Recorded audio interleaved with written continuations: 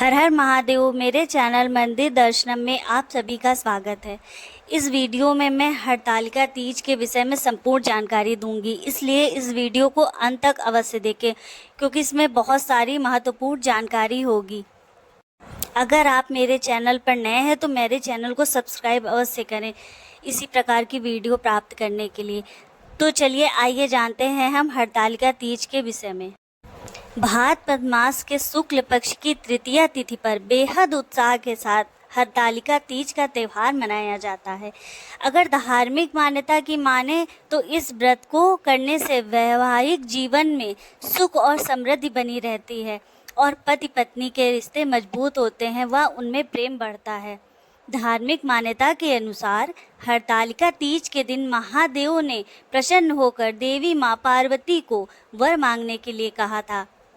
ऐसे में उन्होंने शिव जी से कहा कि आप मेरे पति हो, जिसके बाद शिव जी ने माँ पार्वती को पत्नी के रूप में स्वीकार किया था। यह व्रत बहुत कठोर माना जाता है क्योंकि यह व्रत निर्जला रहा जाता है। इस व्रत को व्रतों का राजा भी कहा जाता है और इसका पारण दूसरे दिन सुबह ब्रह्म मुहूर्त में उठकर पूजा करने के पश्चात किया जाता है। आइए जानते हैं अब हरतालिका तीज की तारीख के विषय में। 2025 में हरतालिका तीज व्रत उदया तिथि के अनुसार 26 अगस्त 2025 दिन मंगलवार को मनाया जाएगा। अब आइए जानते हैं हरतालिका तीज में पूजा विधि के विषय में। हरतालिका तीज में पूजन किस प्रकार करें। सबसे पहले तो ब्रह्म मुहूर्त में सुबह जल्दी उठकर स्नान करना चाहिए। वह हरे या लाल वस्त्र जिसमें भी आपको सुविधा हो वह आप पहन सकती हैं। पूजा स्थल जहां आपको पूजा करनी है वहां पर चौकी रखकर उस पर कपड़ा बिछाएं।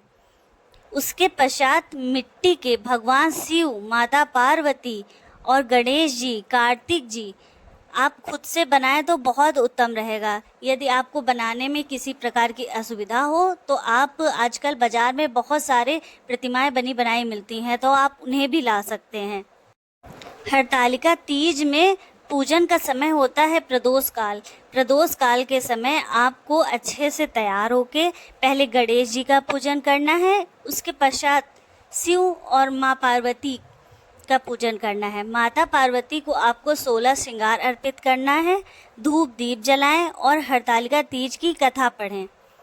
पूजा में कथा का पाठ करना या सुनना अत्यंत आवश्यक है।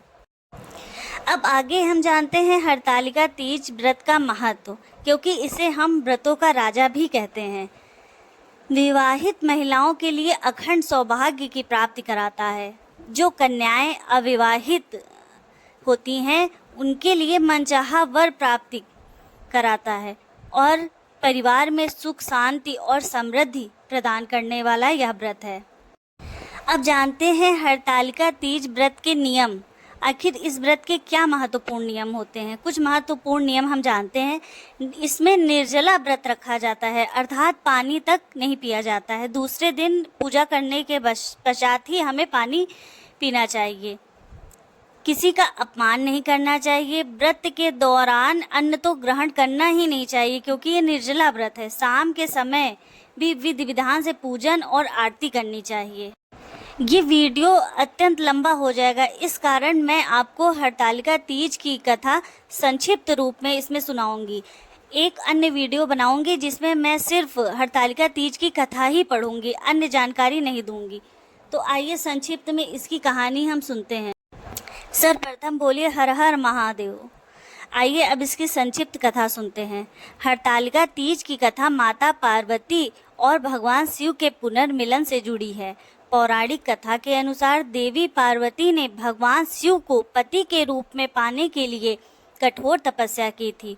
उन्होंने भाद्रपद शुक्ल पक्ष की तृतीया को भगवान शिव की पूजा की और भगवान शिव ने उन्हें दर्शन देके पार्वती को अपनी पत्नी के रूप में स्वीकार किया।